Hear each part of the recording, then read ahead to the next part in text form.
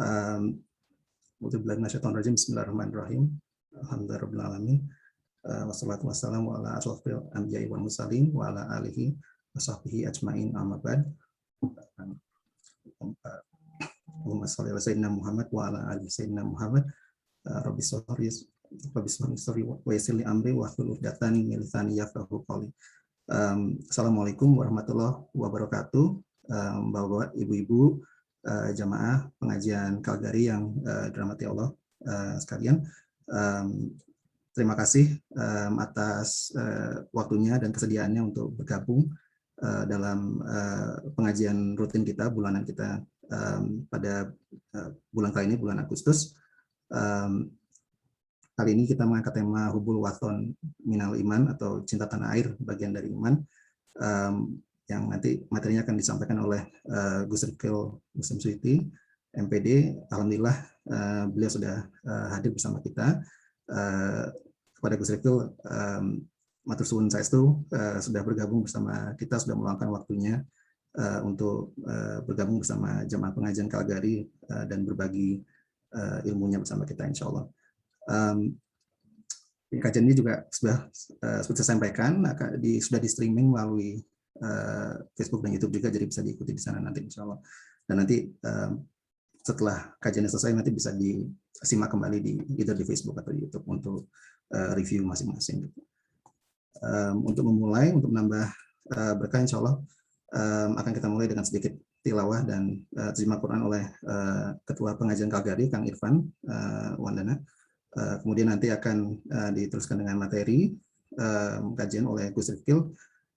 Jika nanti ada tanya jawab bisa ditanyakan nanti setelah kajian, dan akan kita tutup dengan doa dan penutup.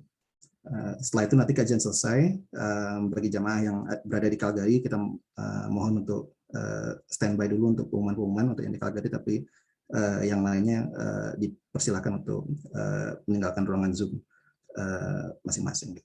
Kurang lebih seperti itu. Assalamualaikum warahmatullahi wabarakatuh. Waalaikumsalam.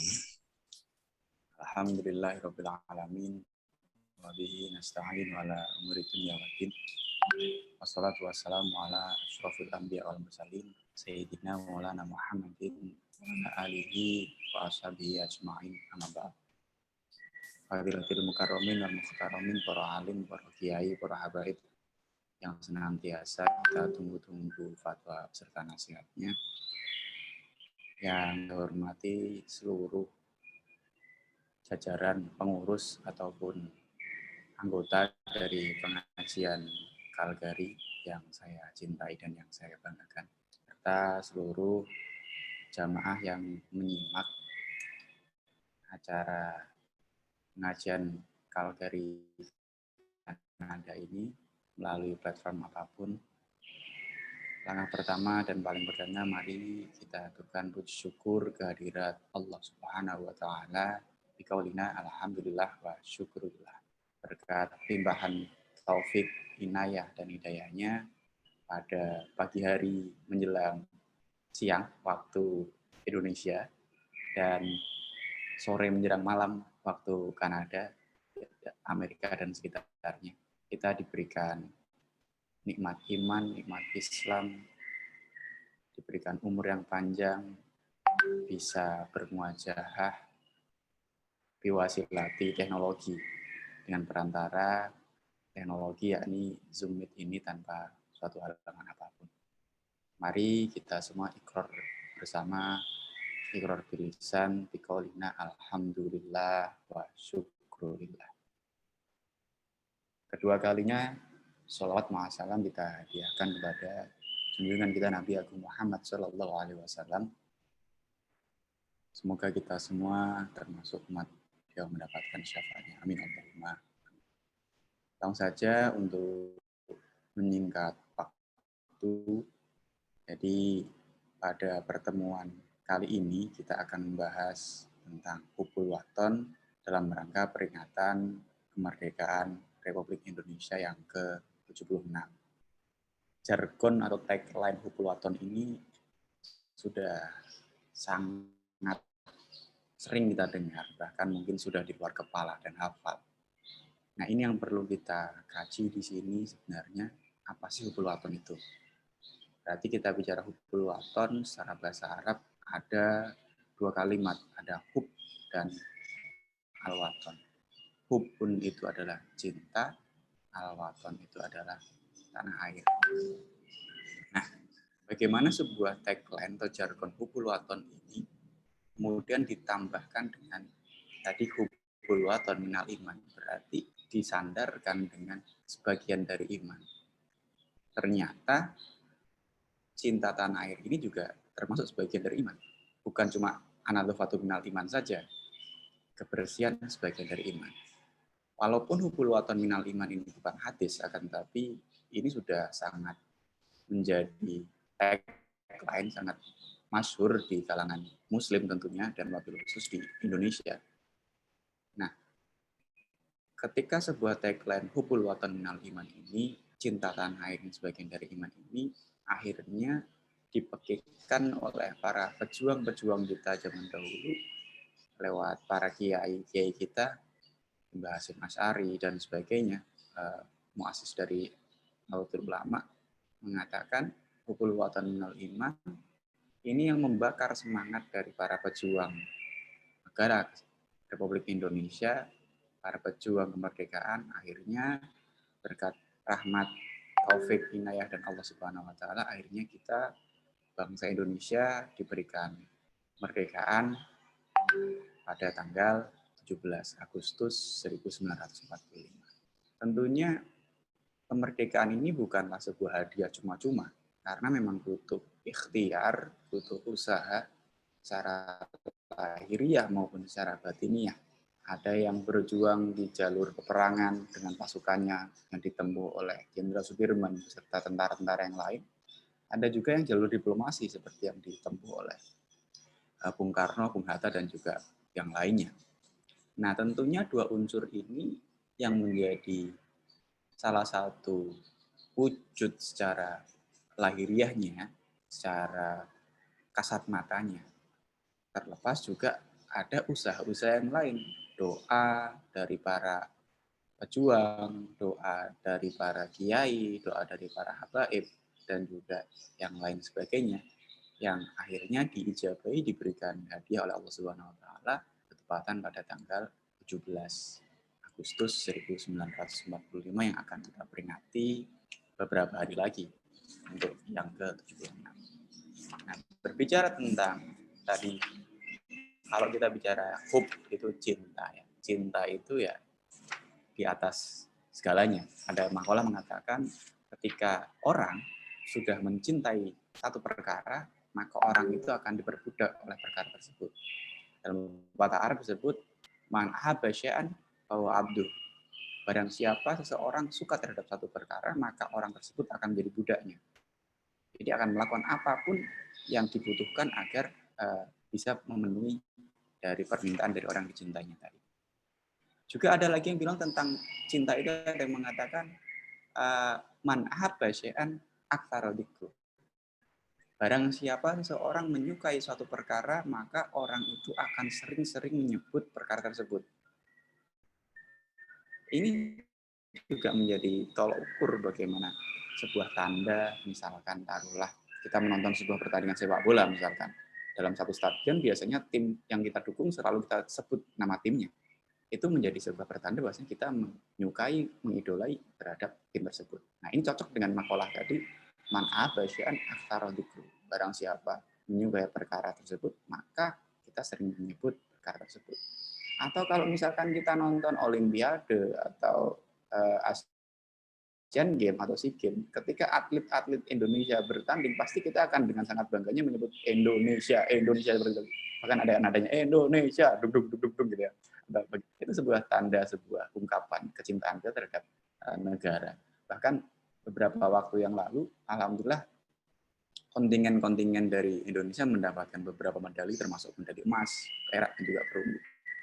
Itu semuanya orang tidak akan bertanya apa itu agamanya, apa itu sukunya, karena ketika sudah mewakili, membawa nama Indonesia, ya itu menurut saya tidak perlu dibahas lagi. Dan Indonesia sendiri memang negara yang mengakui 5 agama. Jadi perlu diperjelas di sini, terlepas dari Pancasila itu yang pertama adalah silanya ketuhanan yang Maha Esa, akan tetapi Indonesia ini negara yang mengakui 5 agama.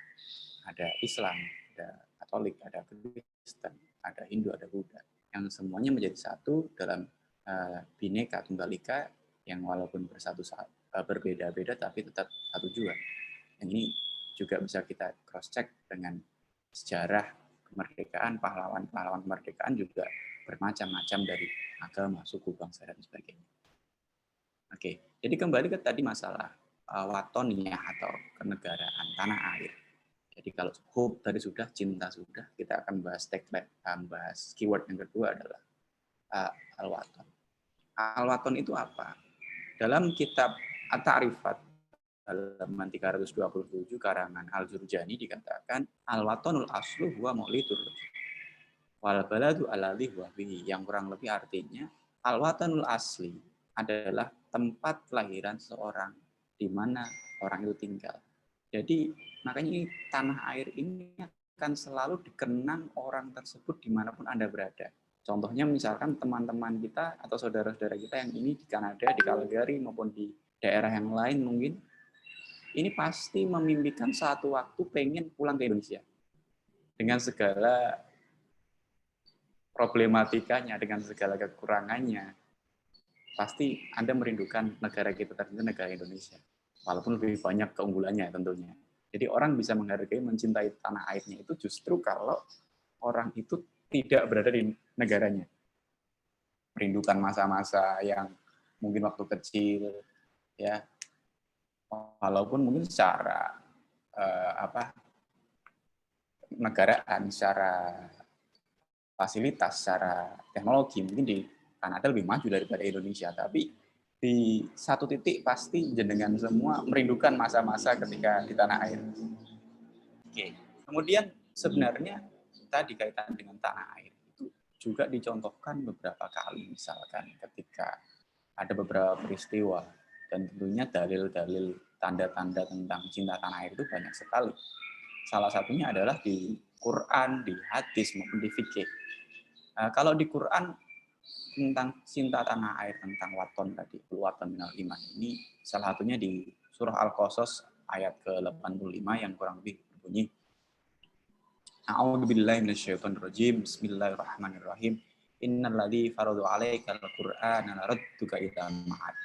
Yang kurang lebih artinya, sesungguhnya Allah Subhanahu wa taala mewajibkan atasmu semua melakukan hukum-hukum Al-Qur'an yang benar-benar akan mengembalikan kamu ke tempat kamu kembali. Nah, lafadz ma'ad di sini ditafsiri dua pendapat. Ada yang ma'ad ini berarti Makkah, dari tempat tinggalnya Rasulullah. Akan tapi ada lagi yang mengartikan ma'ad ini tempat kembali nanti di akhirat. Entah itu berupa surga, jannah, maupun berupa neraka, anar. Nah, pendapat ini diperkuat juga dalam tafsirnya, bahwasanya wa fi tafsiril ayat al-isyarah ila annahubul waton minal iman. Ini diperkuat ini. Di tafsir ini bahkan disebutkan secara gamblang bahwasanya anna itu tadi hubul waton minal iman. Bahwasanya cinta tanah air ini sebagian dari iman. Ini dalam ayat Al-Qasas tadi, surah Al-Qasas ayat ke-85 dalam ilmu tafsir Quran ditafsiri seperti itu. Wakana ada bahkan diperkuat dengan sebuah hadis, wakana Rasulullah sallallahu alaihi wasallam yaqulu katsiran al-waton al-waton al-waton. Allah Subhanahu wa taala. Dalam hadis diriwayatkan beberapa kali sering Rasulullah menyebut kata al-waton al-waton al-waton. Yang kurang lebih artinya tanah kelahiran, tanah kelahiran, tanah kelahiran. Yang akhirnya permintaan Rasulullah ini diwujudkan oleh Allah Subhanahu wa taala ketika terjadinya Fathu Makkah. Jadi akhirnya Rasulullah bisa kembali ke kota kelahirannya di Makkahul Mukarramah dalam peristiwa Fathu Makkah, dan sejarah mencatat satu-satunya penaklukan kota tanpa ada pertumpahan darah itu di peristiwa Fathu Makkah. Nah, kemudian ada lagi pendapat keterangan bahwasanya dari Sayyidina Umar. Waqala Umar radhiyallahu anhu, la hubbul watan la kharaju baladus su'i Fahubihubil waton ummirat al-buldan. Yang kurang lebih artinya Sayyidina Umar radhiyallahu anhu berkata bahwasanya jika bukan karena cinta tanah air tadi katakan, laula hubbul watan. Kalau saja tidak ada karena cinta tanah air, ya, la huruba baladus. Maka apa? Niscaya akan rusak negeri-negeri yang jelek, yang gersang, yang penuh dengan kekurangan. Fabihubil watan umirat al-buldan. Sebab karena cinta tanah air dibangunlah negeri-negeri dengan segala kekurangannya. Karena orang tadi cinta terhadap tanah airnya, maka dia akan berlomba-lomba membangun, memajukan negara-negara dari tanah air tersebut. Itu yang disampaikan oleh Sayyidina Umar untuk memperkuat bahwasanya hubbul watan minal iman tadi. Nah, bagaimana kemudian rasa cinta tanah air ini kita pupuk menjadikan sebuah keimanan? Karena tadi cinta tanah air sebagian dari iman.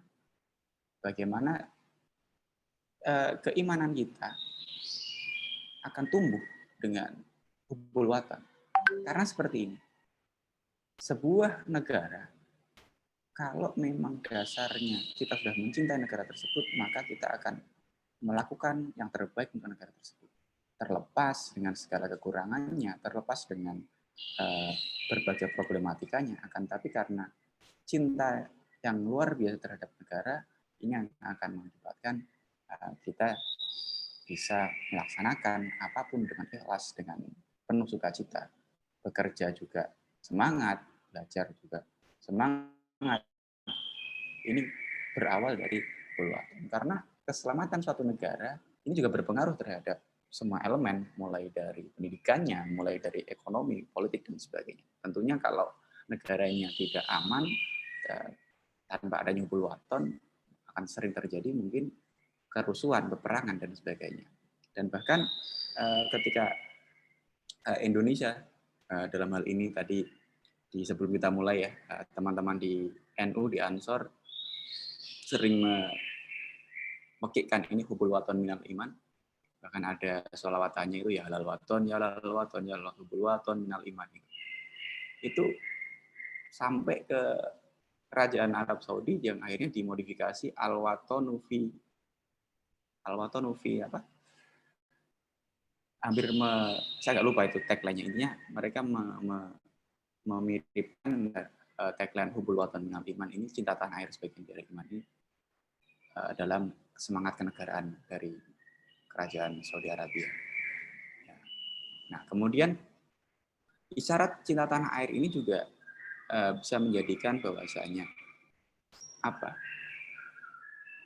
Tadi bahwasanya agar kita tahu dari mana kita berasal.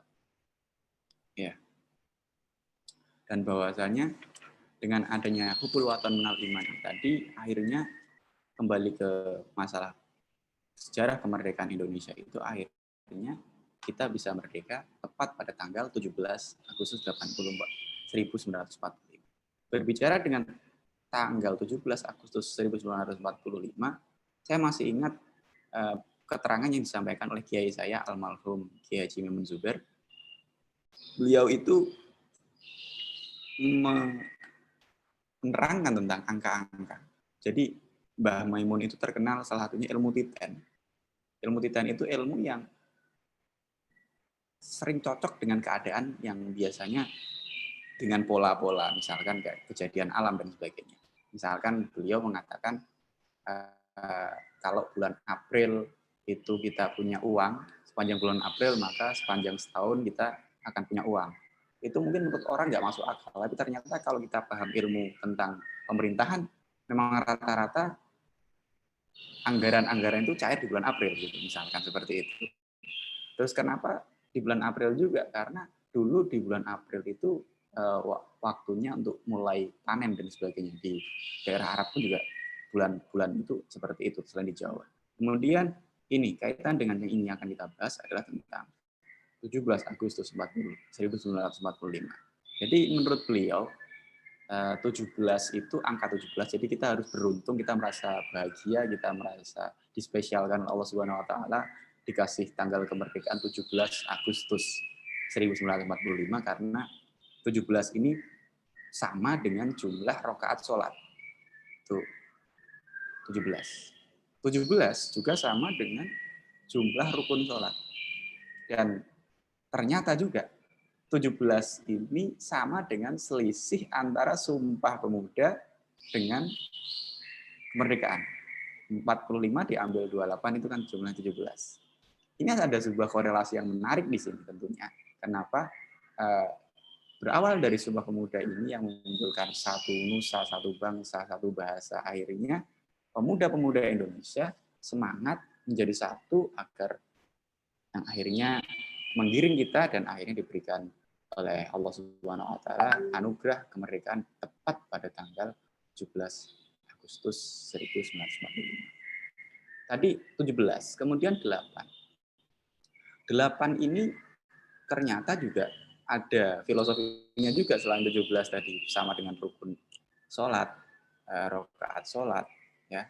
Ternyata 8 ini sama dengan jumlah anggota tubuh yang wajib menempel ketika sujud. Walaupun kalau menurut kitab 7 ya. Benar-benar berserah nempel itu ada 7. Ini kening, kedua tangan, 3 ya, kedua telapak kaki, 5, kedua dengkul, 7. Kok 8 ditambah satu lagi hati. Jadi 8 itu hati. Hatinya itu biar juga seleh, nempel walaupun secara benar-benar berserah terhadap Allah.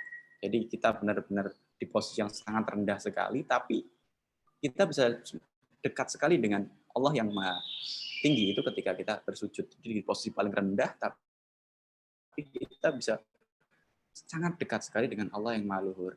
Makanya kalau di kitab-kitab 7 memang 7 anggota, cuma tadi ditambahkan agar hati kita juga semakin membumi, semakin nyeleh, semakin menunduk. Kemudian angka berikutnya adalah 45 ya, 17, 8, 45. 4 ini sama dengan jumlah dari sifat wajibnya Rasul, ada sidik, amanah, tabligh, fatonah. Jadi ini juga bisa menjadi dasar bahwasanya kalau tadi agar semakin tawadhu, semakin menunduk, ini juga agar bangsa Indonesia ini menjadi orang yang kalau tadi 17 berarti sholatnya kencang, yang muslim tentunya, agar rajin sholat. Karena anugerah ini berawal dari orang-orang soleh, orang-orang yang berdoa, orang-orang yang ikhtiar, orang-orang yang melakukan beberapa hal selain tadi saya bilang perjuangan secara lahiriah, juga ada perjuangan secara batiniah melalui riyadhah, amalan-amalan tertentu dan puasa atau doa atau yang lain. Nah, tadi 8 berarti bagaimana agar orang Indonesia itu menjadi orang yang tidak sombong. Ya, filosofinya seperti itu. Dan ini di angka tadi 45 ya. Atau mungkin kalau mau dipelajari lagi 1 lah. 1 itu berarti menunjukkan sifat Allah yang Maha Esa 1. Dan 9 ini adalah Wali Songo, ya, penyebar agama Islam di Indonesia, di Pulau Jawa khususnya. Jadi agar kita juga tahu orang Islam di Indonesia itu tidak lepas dari jasanya Wali Songo, yang mana Wali Songo itu dalam berdakwahnya juga sangat-sangat indah sekali. Beliau mengajarkan tentang toleransi. Bahkan beberapa waktu yang lalu saya diminta oleh NU Online untuk membuat satu konten video tentang kurban. Saya mengulas tentang bagaimana hukumnya berkurban menggunakan kerbau. Kalau dalam literatur yang ada dalam kitab maupun kitab fikih maupun di Quran, hadis dan sebagainya, di hadis pun disebutkan, hadis Rasulullah, bahwasanya untuk kurban itu adalah unta, sapi, kambing. Terlepas kambing dengan berbagai macam jenis, ya, ada domba, ada macam-macam. Tapi di Indonesia ada satu lagi ternyata, kerbau. Padahal menurut literaturnya tidak ada kerbau, karena di Arab nggak ada. Kerbau itu tidak ada. Kemudian bagaimana karena Sunan Kudus bertempat di Kudus dan sapi itu adalah hewan yang sangat dihormati oleh agama yang lain, ya. Akhirnya karena Islam itu masuk setelah agama-agama tersebut, dengan akulturasi budaya dan sebagainya. Sunan Kudus mengajarkan di sini bagaimana kita mempraktekkan toleransi agar tidak menyakiti hati teman-teman atau saudara kita yang beragama yang memuliakan sapi. Akhirnya beliau menginstruksikan untuk di daerah Kudus sapinya yang disembelih diganti dengan kerbau. Penggantian sapi dan kerbau ini juga tidak tanpa alasan, karena memang satu spesies yang sama, ya, dari jenis lembu. Jadi tetap memenuhi syarat dan bisa masuk kategori untuk berkurban menggunakan kerbau. Seperti itu. Wali Songo juga mengajarkan dakwah itu tidak cuma dengan ceramah. Sunan Kalijogo dalam dakwahnya ada menggunakan gending-gending atau menggunakan siir-siir atau juga menggunakan wayang kulit dan sebagainya, bahkan yang masih sampai sekarang itu tombo, ati, ilir itu juga dari beliau juga. Bagaimana beliau dengan cerdas ketika tahu orang Jawa suka dengan tadi nyanyian-nyanyian gending-gending tadi dengan kesenian wayang dan sebagainya, akhirnya beliau membuat pertunjukan yang mana di situ untuk tiket masuknya, ibaratnya kalau sekarang mau nonton bioskop atau nonton opera atau nonton apapun, tiket masuknya itu tidak menggunakan uang, tidak menggunakan apapun, akan tapi cukup orang yang mau menonton pertunjukan yang dimainkan beliau itu, wayang itu ya cukup dengan berwudu. Tapi tidak secara langsung mengatakan ini wudu, tidak. Dengan bahasa yang santun yang harus didirect secara tidak langsung untuk berwudu. Jadi misalkan sesuai dengan Qur'annya faghsilu wujuhakum wa aydiyakum. Jadi basuhlah muka kamu dan tangan-tangan kamu. Dengan bahasa mungkin karena kamu semua baru dari luar, baru dari ladang, baru dari sawah, baru dari pasar, dan manapun, karena mau masuk ke ruangan saya, minimal dalam keadaan bersih.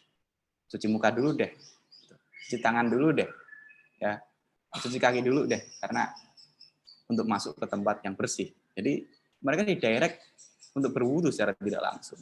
Tata caranya tadi seperti wudu yang benar.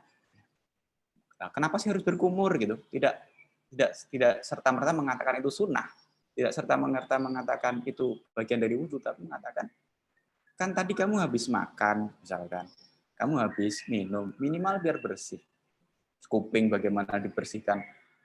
Ya seperti tadi direct secara tidak langsung. Jadi angka 9 ini juga tadi untuk mengingatkan bahwasanya Islam di Indonesia itu ya Islam yang ala Wali Songo, yang ramah, yang toleran dan tidak memaksakan. Jadi yang merangkul tidak memukul gitu kan. Yang ramah tidak marah. Karena dalam sejarahnya Islam pun dakwah yang dilakukan Rasulullah SAW dulu secara sembunyi-sembunyi terlebih dahulu. Terus kemudian baru secara terang-terangan. Dan dalam prosesnya pasti dengan diplomasi terlebih dahulu. Dengan santun dulu. Terlepas nanti setelah itu, kalau memang tidak ada titik temu, baru terjadi pertempuran dan sebagainya. Orang salah meresepsikan bahwasanya dakwah Islam itu dengan pedang, dengan perang. Tidak. Bahwasanya dulu pasti Rasulullah ketika mengutus untuk menginvasi satu daerah, itu dakwahnya pasti ada surat dulu.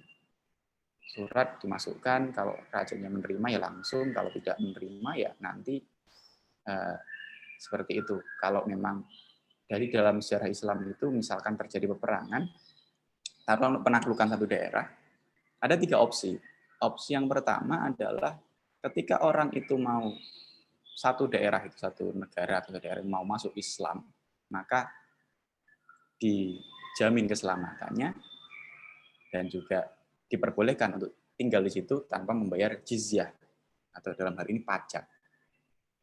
Terus kemudian opsi kedua, ketika orang tadi tetap pengen tinggal di daerahnya tapi tidak mau masuk Islam, maka orang tersebut wajib membayar jizyah atau disebut pajak.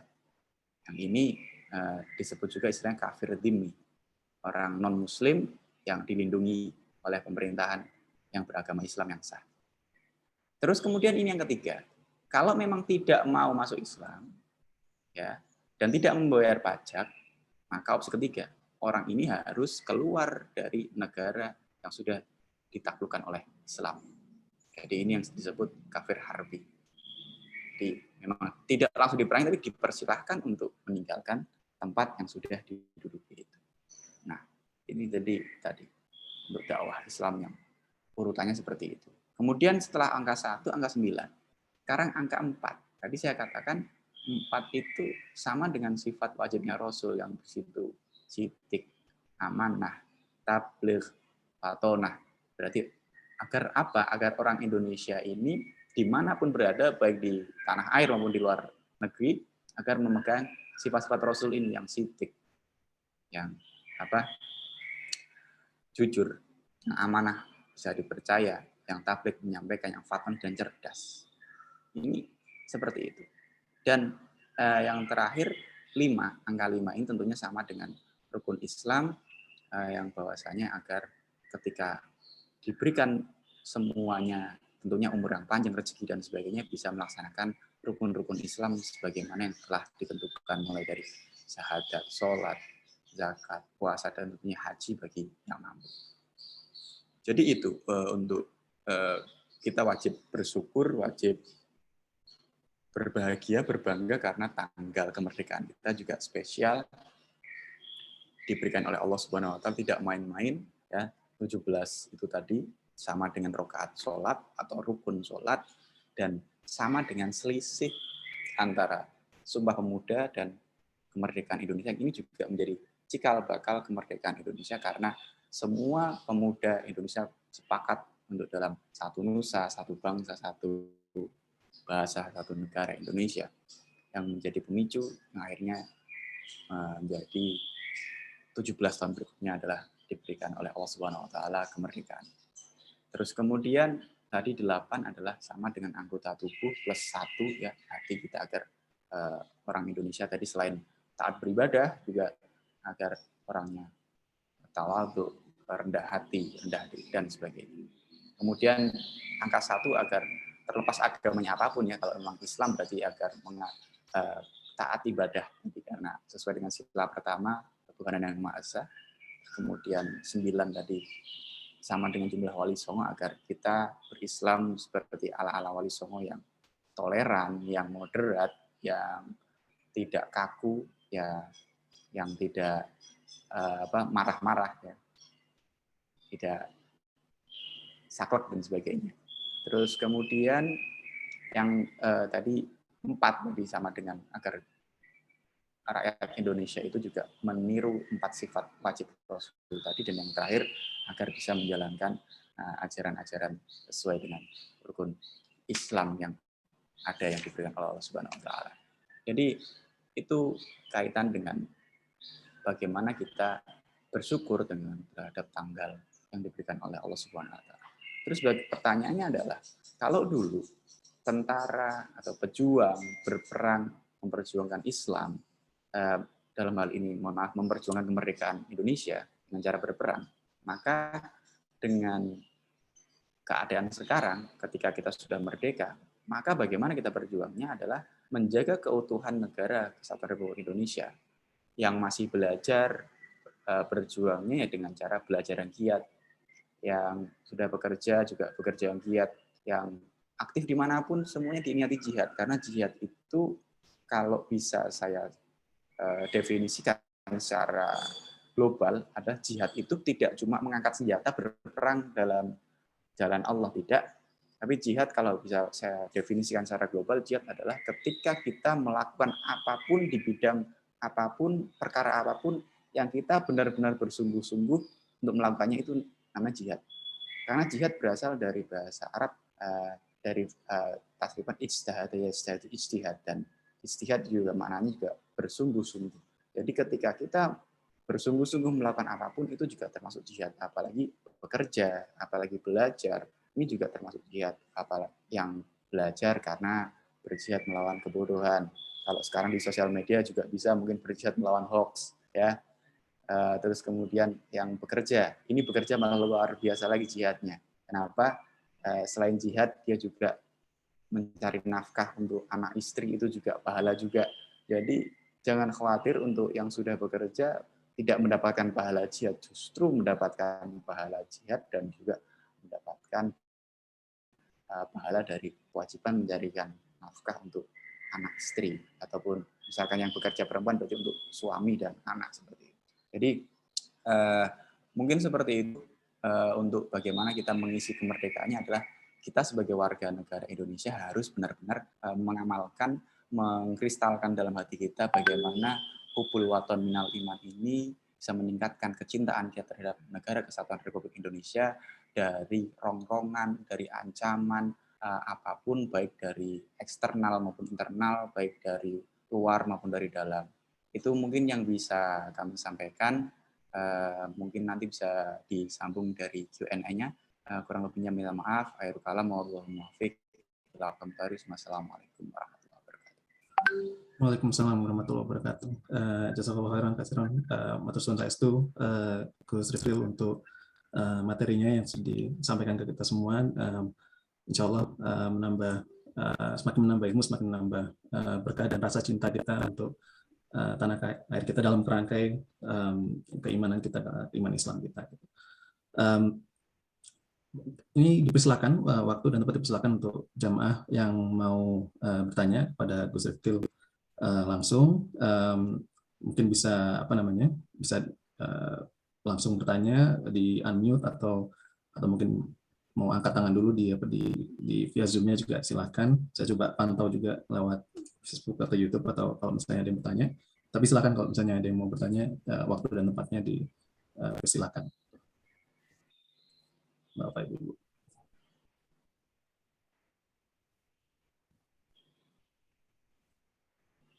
Saya coba sambil pantau yang di YouTube sama Facebook dulu kalau ada yang bertanya.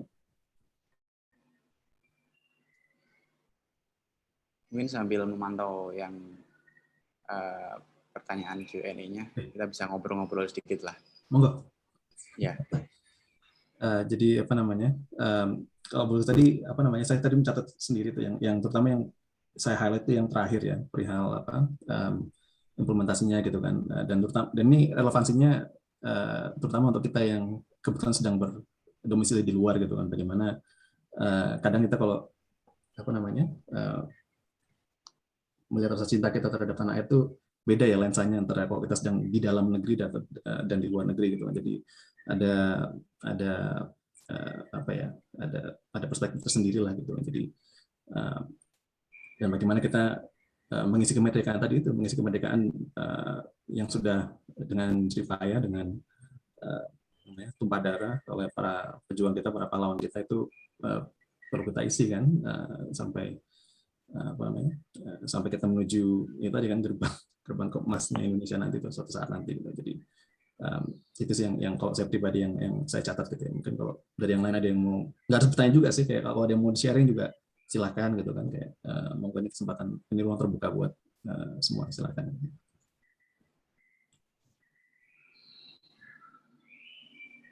Oh, dari Kang Irfan ada titipan pertanyaan, monggo Kang Irfan. Assalamualaikum. Waalaikumsalam. Assalamualaikum. Waalaikumsalam. Gus, saya dari Jakarta. Siap. Saya temannya Pak Nur Rahman Fauzan. Siap Pak. Ibundanya Mbak Fauziah ya. Bapaknya Pak Fauziah. Teman saya mondok dulu sama-sama di Jombang gitu. Saya jujur saya sangat salut dengan judul daripada ceramah hari ini, karena kondisi negeri kita yang sedang sakit ya, sedang resah, sedang sedih, sedang bingung saat ini. Justru hubul waton minal iman itu menjadi satu semboyan semangat sesungguhnya untuk hari ini bagi kita bangsa Indonesia. Syukur-syukur apabila Zoom semacam ini diadakan juga di Jakarta atau di Indonesia mestinya, untuk menggugah para santri, para pejuang, para generasi muda kita ini. Siapa lagi kalau bukan kita? Kalau bukan kita lagi sebagai penerus, yaitu pemuda-pemudi muslimah yang sudah menjiwai tadi itu sejarah yang tadi telah disampaikan oleh Gus gitu ya. Jadi ini saya merasa giroh saya timbul aja. Ini ide bagus dari luar negeri dulu, dari teman-teman Kanada. Dan selanjutnya kira-kira mudah-mudahan bisa diteruskan ya di Indonesianya, entah siapa nanti, entah Gus juga yang berkenan gitu ya. Tinggal ini lebih semarak, semangat ini lebih semarak. Ini kita butuhkan untuk menggugah. Ini semua serba bingung, serba ragu-ragu, serba takut juga barangkali untuk bergerak. Padahal ini jihad sesungguhnya. Jihad fi sabilillah, jihad fi hubbil watan dan seterusnya. Ini yang saya ingin sampaikan saja untuk untuk menyemangati dan mengihlami. Jadi ide ini atau judul ini menjadi satu tonggak gitu untuk membangun semangat baru buat perbaikan dan kebaikan negeri kita yang kita cintai. Demikian untuk sementara dari saya. Assalamualaikum. Waalaikumsalam warahmatullahi wabarakatuh. Terima kasih Bapak untuk sharingnya bersama kita semua ini. Sekali lagi memang pengingat untuk kita semua untuk bagaimanapun ya Indonesia kita ya tanah air kita gitu kan yang harus kita jaga sama-sama gitu. Kalau bukan kita siapa lagi gitu kan yang meneruskan gitu kan legacy dari para pendahulu kita, dari para pahlawan dan pejuang kita. Tadi Kang Irfan sudah ngantri, tadi ada pertanyaan, silakan Kang Irfan. Mangga. Suaranya masih di mute Kang Irfan. Atau belum keluar tadi suaranya. Coba. Alright, sekarang keluar ya? Ya. Mangga Kang. Oke. Sorry. Pertanyaannya Pak Bim, apa arti kemerdekaan menurut Nabi Muhammad SAW? Monggo. Apa arti kemerdekaan menurut Kanjeng Nabi Muhammad SAW? Jadi seperti yang kita ketahui dengan diutusnya Nabi itu kan memang ada banyak sekali justru kaum jahiliyah Arab itu dimerdekakan. Salah satunya perbudakan, salah satunya tentunya kaum wanita yang dulunya dimarginalkan. Bahkan dikatakan budaya Arab jahiliyah itu ketika seorang ibu melahirkan anak perempuan, maka bapaknya akan malu, maka akan dikubur hidup-hidup karena membuat malu keluarga punya anak perempuan, karena orang Arab sangat menyukai anak laki-laki. Alhamdulillah ketika Rasulullah diutus, akhirnya budaya-budaya seperti itu bisa dihilangkan. Perbudakan juga sedikit demi sedikit dihilangkan, bahkan sampai akhirnya sekarang sudah tidak ada. Jadi kemerdekaan di sini lebih ke karena dulu belum ada model kayak negara dan sebagainya. Jadi lebih kalau menurut kacamata saya kemerdekaan ala Rasulullah itu ya bagaimana orang bisa hidup tanpa adanya kekangan dari tradisi-tradisi yang jahiliyah itu.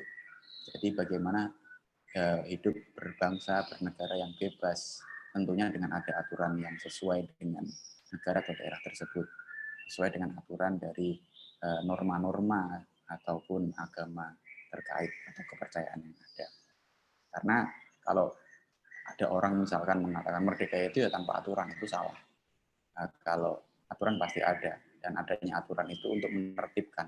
Jangan sampai seperti mindset, mohon maaf, kebanyakan orang Indonesia mengatakan aturan itu untuk dilanggar, bukan untuk dijalankan. Ini yang menjadi mindset yang salah.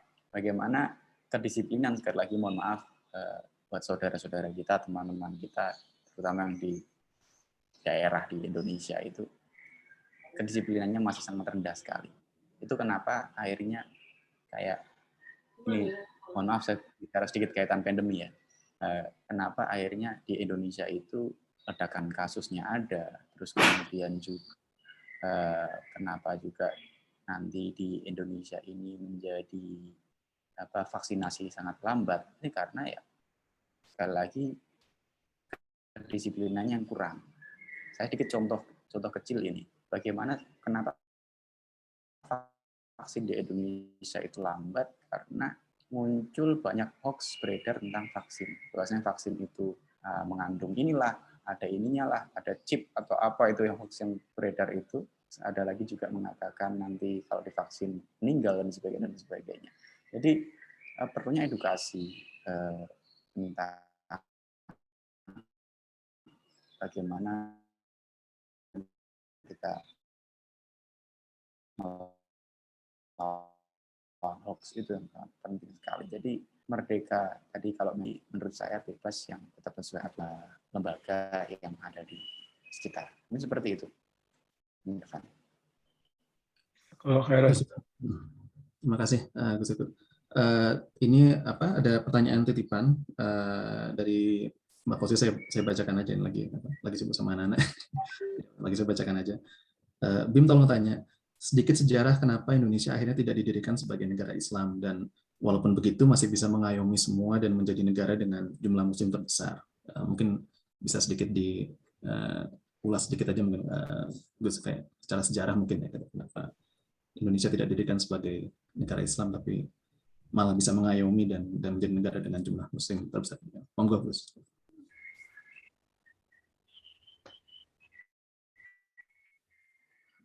Ini yang perlu kita catat sebenarnya, dalam sejarah juga sudah disampaikan bahwasanya ini menurut saya kebesaran hati dari, dalam hari ini mungkin para pejuang Islam ya, terutama diplomat yang dalam diplomasi menyusun naskah kemerdekaan, menyusun beberapa hal undang-undang dan sebagainya.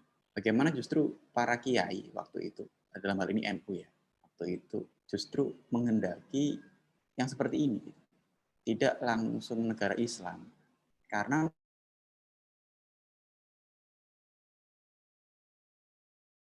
memang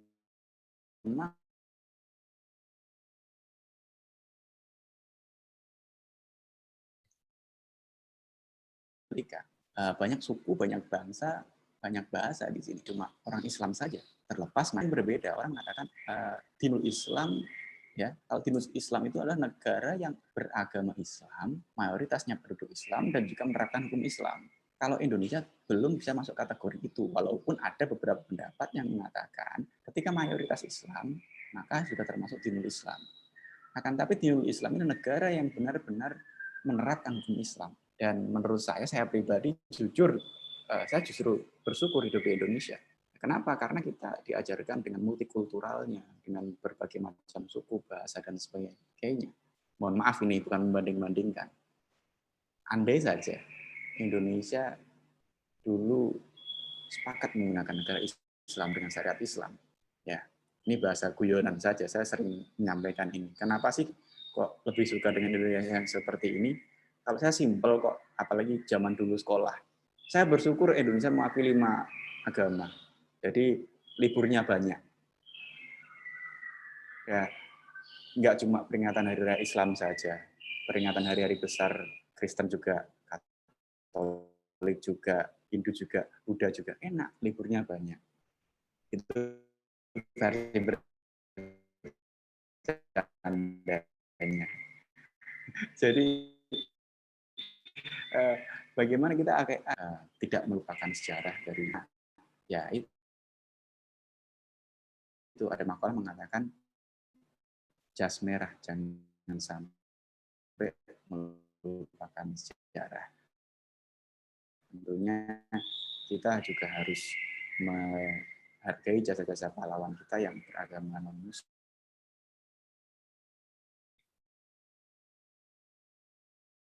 Ini kalau kita murni ajaran syariat Islam repot, ya. Perempuan mau kerja nggak boleh, mau keluar rumah nggak boleh, yang benar-benar syariat Islam loh maksud saya, ya. Mau nonton bioskop nggak bisa, Mas, ya, nggak boleh, ya. Repot itu. Kalau Indonesia enak, ini macam-macam, masih bisa nonton kesenian, masih macam-macam seperti itu. Jadi saya sendiri pribadi merasa bersyukur hidup di negara Indonesia yang sangat multikultural ini. Seperti itu mungkin. Terima kasih, Gus Ipul. Ini saya ada 2 pertanyaan lagi titipan. Yang pertama dari ada salah satu peserta yang hadir, ditanyakan bagaimana hubungan cinta tanah air dengan kekhalifahan. Apakah benar tujuan Muslim yang sesungguhnya adalah mewujudkan kekhalifahan? Kurang lebih seperti itu pertanyaannya. Ya, ini yang perlu kita luruskan ya. Jadi idza utliqa khalifah, ada keterangan idza utliqa khalifah fa huwa khalifatur rasul. Huwa khulafaur rasyidin. Ada makalah mengatakan yang dimaksud dengan khalifah di dalam hal ini adalah khulafaur rasyidin. Abu Bakar, Umar, Utsman, Ali. Jadi setelah itu kelar, habis. Karena setelah itu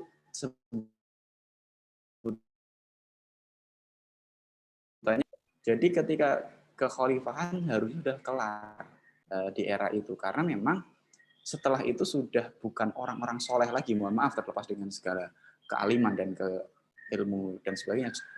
Maksudnya tidak seperti ajaran yang diajarkan oleh Rasulullah, yang mana lebih ke syiar, lebih ke benar-benar secara agama. Sejarah mencatat justru setelah Khulafaur Rasyidin itu banyak, mohon maaf, terlepas dengan segala kemajuannya, gitu ya. Banyak para khalifah-khalifah itu yang kadang melakukan hal-hal yang tidak sesuai dengan ajaran Islam. Ya. Jadi akhirnya itu. Jadi kalau memang Indonesia ya kalau menurut Mbah Mun, menurut Habib Lutfi itu Indonesia itu udah final dengan sistem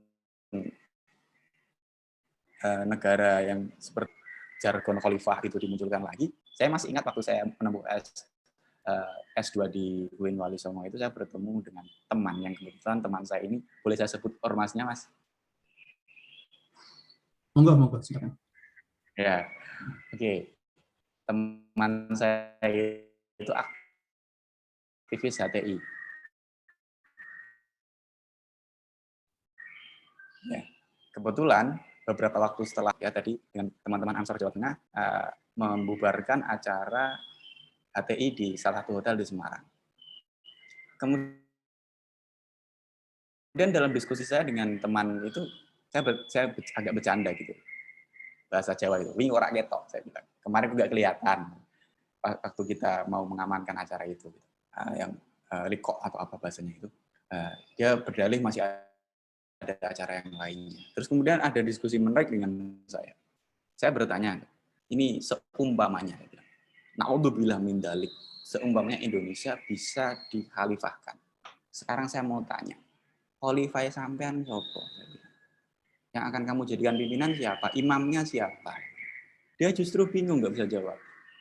Karena terlalu banyak tokoh di sana. Jadi dalam kekhalifahan, keimaman itu kan butuh namanya baiat. Kalau kita belajar sejarah ya, Rasulullah setelah sedo, setelah wafat, diteruskan oleh Abu Bakar. Itu pun melalui musyawarah di tempat yang dilakukan. Terus kemudian penerusnya adalah Umar. Juga ada proses baiat dan sebagainya untuk semua umat Islam mengakuinya. Ya, Umar, Utsman, Ali. Dan dalam sejarahnya mencatat akhirnya ke bawah lagi. Siapapun yang tadi masuk fase bukan Khulafaur Rasyidin ya, dan kekhalifahan yang sudah Amirul Mukminin tadi, ketika ada orang yang tidak mau berbaiat akan diperangi, bahkan dibunuh.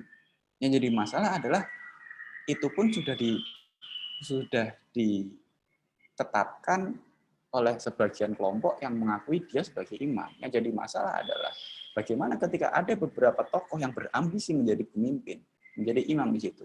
Apakah tidak akan semakin ruwet? Dan waktu itu dia yang sebagai aktivis dan tidak bisa menjawab. Dan Indonesia bisa dihilafahkan, berarti justru tidak akan menimbulkan perdamaian, justru menimbulkan peperangan, kerusakan, karena perebutan kekuasaan antara tokoh-tokoh ini. Seperti misalkan di Timur Tengah yang akhirnya mereka semua menyesal sekarang. Ada beberapa negara yang bahasanya kalau bahkan ada jargon mengatakan jangan sampai Indonesia disuriahkan. Ya. Itu dengan metode seperti itu. Jadi kalau kaitannya dengan kekhalifahan nggak ada kaitannya, karena kalau memang jenengan tadi mengatakan khalifah yang dimaksud adalah khalifah Rasul ya sudah kelar, ya, dan daulah Islamnya kekhalifahan juga sudah selesai di Turki Utsmani, ya. Atau mungkin kadang masih ada orang yang memahami teks naskah Arab di kitab-kitab yang nanti mengatakan akhir zaman itu tentang peristiwa mendekati hari kiamat dan sebagainya itu mungkin. Jadi menurut saya memegang teguh dawuhipun Simbah Maimun Zubair maupun Maulana Habib Lutfi bin Yahya bahwasanya Indonesia itu udah final. Jadi kita perlu bersyukur dengan adanya Indonesia yang seperti ini, jangan diubah-ubah lagi. Karena berdasarkan tadi saya diskusi kecil dengan teman saya sendiri, yang teman saya dulunya adalah aktivis dan sangat kekeh sekali, ternyata setelah diskusi dengan beliau juga akhirnya ragu-ragu dan alhamdulillah tidak semilitan sebelumnya gitu. Jadi jangan sampai justru karena kepentingan 1-2 kelompok justru mengorbankan keutuhan, kedamaian dari negara yang kemerdekaannya sudah dipertaruhkan nyawa, darah, tenaga, pikiran oleh para pendahulu kita. Seperti itu mungkin, Mas. Gus Rifil. Ada satu pertanyaan lagi dari Mas Margo kalau nggak salah. Ini ada titipan. Mas Margonya masih online? Silakan Mas Margo kalau ada yang ditanyakan. Beijing Mas Margo. Monggo. Assalamualaikum warahmatullahi wabarakatuh. Ya, matur nuwun atas waktunya.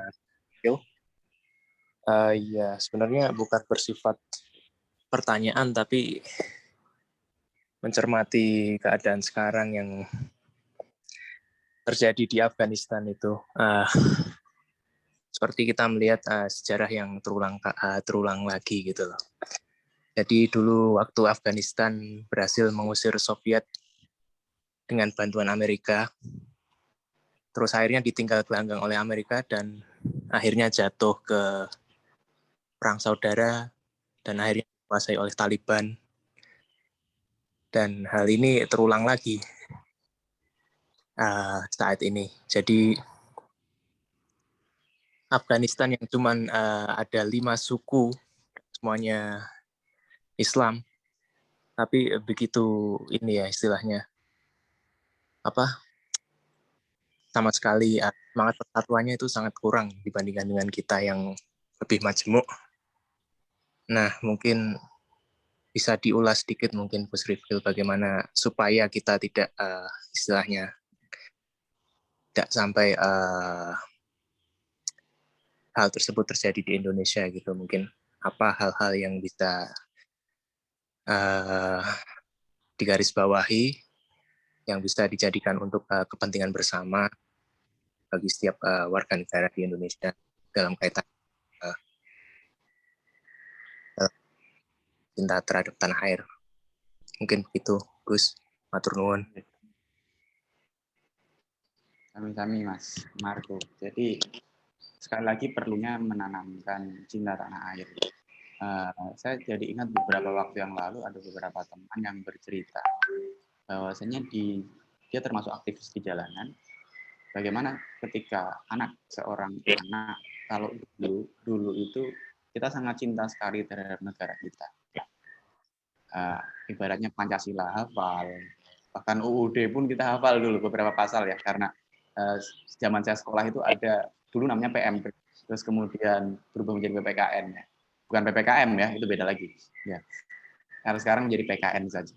Jadi dulu itu seingat saya disuruh menghafalkan pasal undang-undang ada. Ya. Anak sekarang jangankan pasal Undang-Undang Dasar 45, Pancasila pun naudzubillah kadang ada yang tidak hafal. Ya. Lagu Indonesia Raya pun kadang juga tidak hafal. Nah, ini mungkin perlunya literasi, perlunya edukasi dari kita, terutama yang di Indonesia, yang punya lembaga, yang punya power, yang punya kepentingan bagaimana menanamkan cinta tanah air dengan cara beberapa hal tadi di acara-acara tentang keagamaan, juga tetap ada unsur kenegaraannya. Dan mohon maaf tanpa membanding-bandingkan, insya Allah kalau basicnya pesantren itu NU, saya jamin lulusannya pasti cinta tanah air. Karena dari setiap kegiatannya pasti selain menyanyikan lagu Indonesia Raya juga ada Mars Subhanul Waton itu yang sering direndangkan, mana situ ada hubul waton minal iman di dalam syairnya.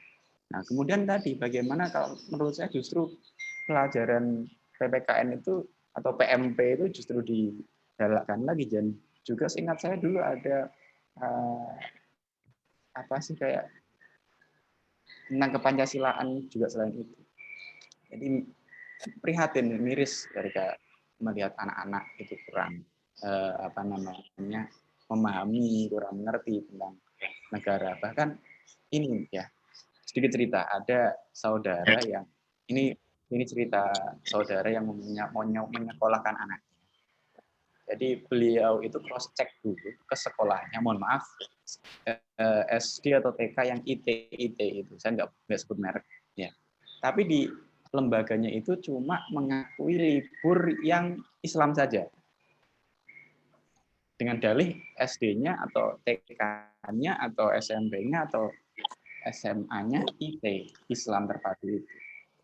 Akhirnya karena saudara itu pengen menanamkan unsur Indonesia Majemuk yang Pancasila dan sebagainya, dia bertanya waktu itu, seingat saya Mas TK, boleh enggak kalau anak saya ketika libur selain Islam, tanggal-tanggal merah itu juga libur?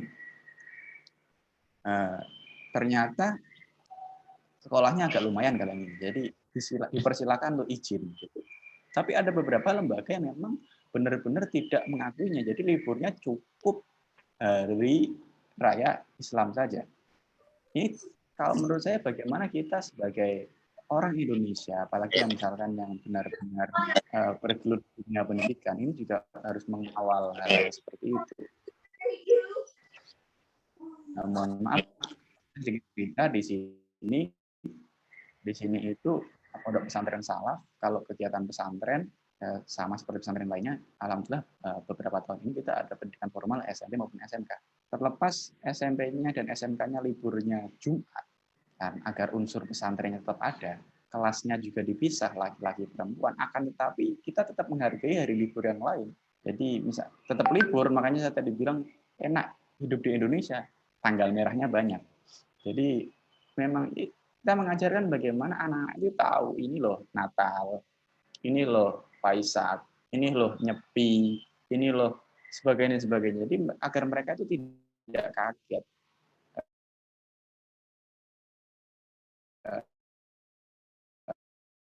Bahkan dulu saya SMA itu teman satu bangku saya orang Katolik.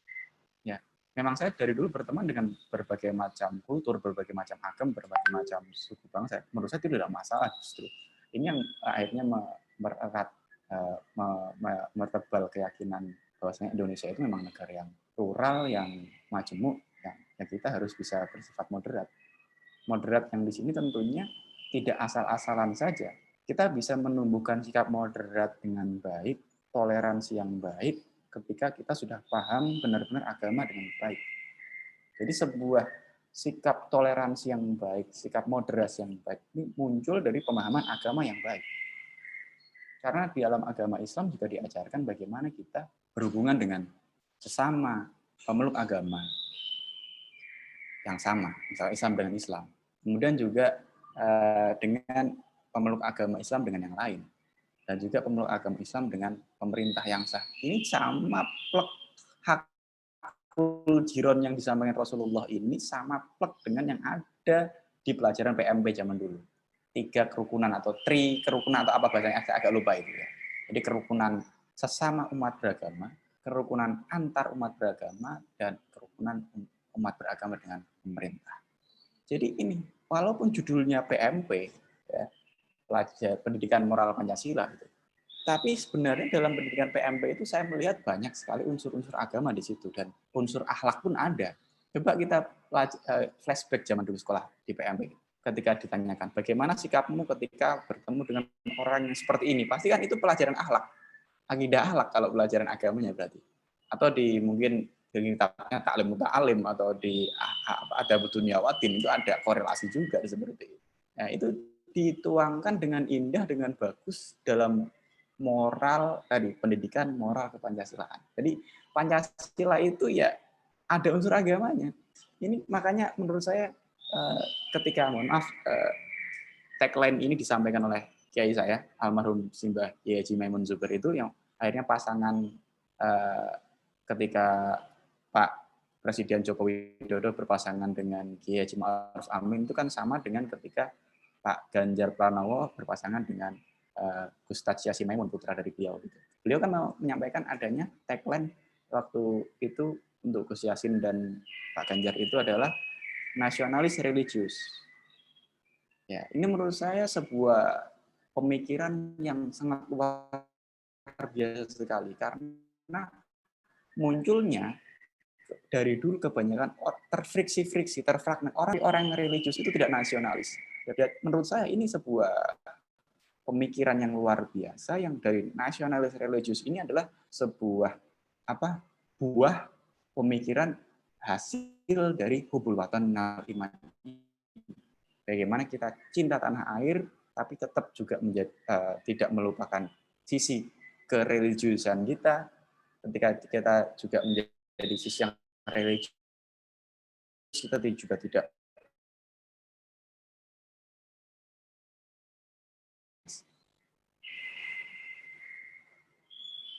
jadi harus sinergi antara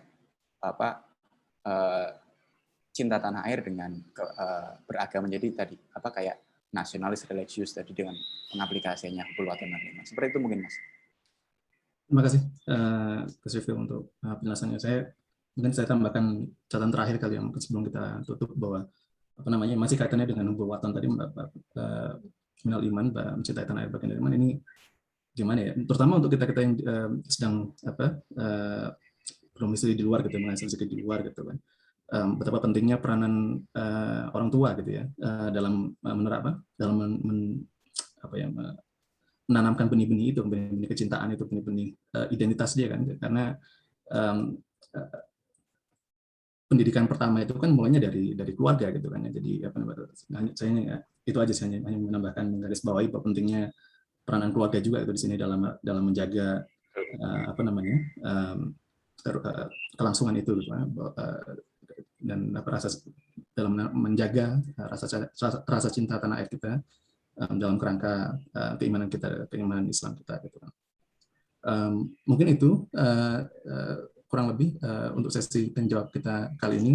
Saya terima kasih untuk semua jamaah yang sudah berpartisipasi, yang sudah menyampaikan pertanyaannya. Ada beberapa notes ini yang sampai juga ini, insya Allah kita masukkan untuk catatan kita juga nanti. Saya juga terima kasih kepada Gus Rifil yang sudah berbagi ilmunya dan perspektifnya dalam kesempatan kali ini. Mungkin silakan Gus kalau ada yang ingin disampaikan sebagai penutup, dan mungkin sekaligus kita tutup dengan doa ya untuk kita semua, untuk kesehatan bangsa kita juga, untuk kemajuan bangsa kita dalam rangka menyambut HUT kemerdekaan Republik Indonesia yang sebentar lagi ini kita akan masuk. Silakan Gus. Oke, terima kasih. Jadi saya mungkin akan menambahkan sedikit. Terima kasih Mas Bimo dan teman-teman yang lain. Mungkin saya akan menambahkan bahwasanya mungkin yang masih ramai itu adalah kaitan dengan hormat bendera, dengan kaitannya dengan upacara dan sebagainya. Perlu saya garis bawahi dan saya tambahkan di sini bahwasanya jangan ragu untuk hormat bendera, karena hormat bendera itu tidak kafir, ya. Jangan ragu untuk upacara karena itu juga tidak kafir, ya. Karena statement yang muncul sekarang itu menghormati negara dengan cara upacara, hormat bendera itu diklaim seperti itu. Jadi itu lebih ke aplikasi implementasinya kita mencintai tanah air dengan cara memperingatinya dengan upacara dan sebagainya. Terus kayak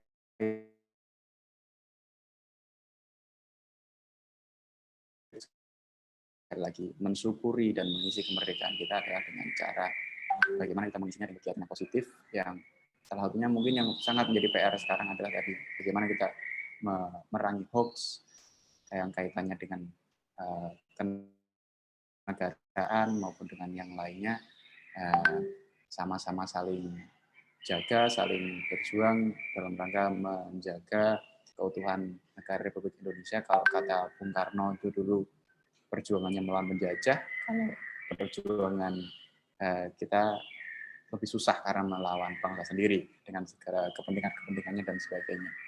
Jadi mari kita berdoa bersama-sama, semoga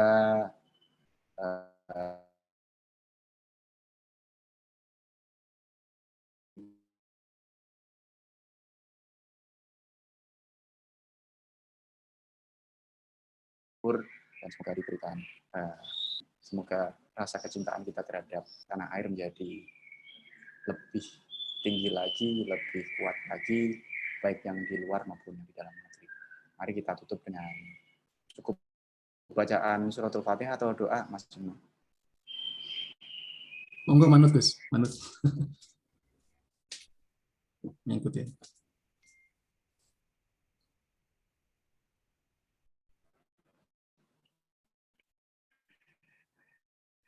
Ya, mungkin agar lebih singkat kita doa jamaah saja, agak singkat saja. Kita awali dengan bacaan suratul Fatihah. Al-Fatihah.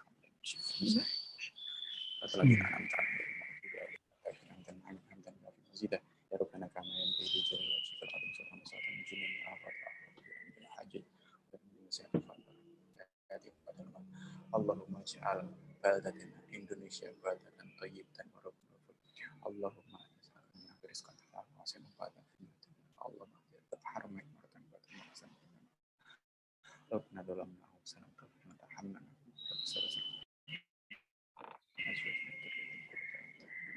Allahumma ij'al man hadir wa fadal majlis mubarak min alil ilmi wal khair wa min hadhihi syarr wal khair.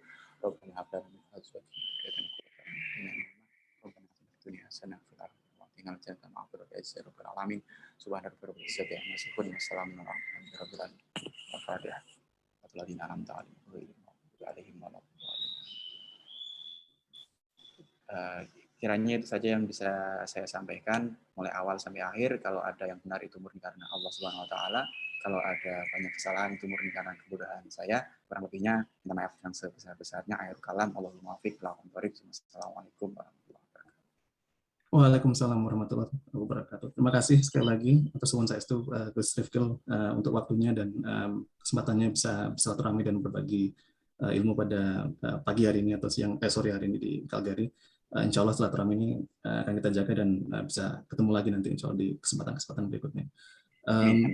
Kepada Bapak Ibu, mohon maaf tadi yang mungkin agak belum terjawab pertanyaan, nanti insya Allah di kesempatan atau sesi berikutnya kita bisa angkat kembali temanya atau di tema-tema lainnya insya Allah. Demikian kajian kita untuk sore hari ini atau pagi hari ini di waktu Indonesia. Sekali lagi terima kasih kepada Bapak Ibu semuanya yang sudah meluangkan waktu dan menyempatkan hadir dalam kajian kita kali ini. Insya Allah kita akan bertemu di sesi kajian berikutnya. Untuk yang ingin menyimak kembali nanti insya Allah akan available nanti ini video kajiannya di YouTube kita di Pengajian Calgary, bisa diakses di YouTube atau di Facebook insya Allah. Kurang lebihnya mohon maaf. Sekali lagi terima kasih atas waktunya. Wabillahi taufiq wal hidayah. Wassalamualaikum warahmatullahi wabarakatuh. Waalaikumsalam. Kajian kita tutup, tapi untuk yang di Calgary silahkan standby dulu untuk pengumuman dari pengurus pengajian. Terima kasih Gus dan semuanya. Assalamualaikum warahmatullahi wabarakatuh. Waalaikumsalam warahmatullahi wabarakatuh.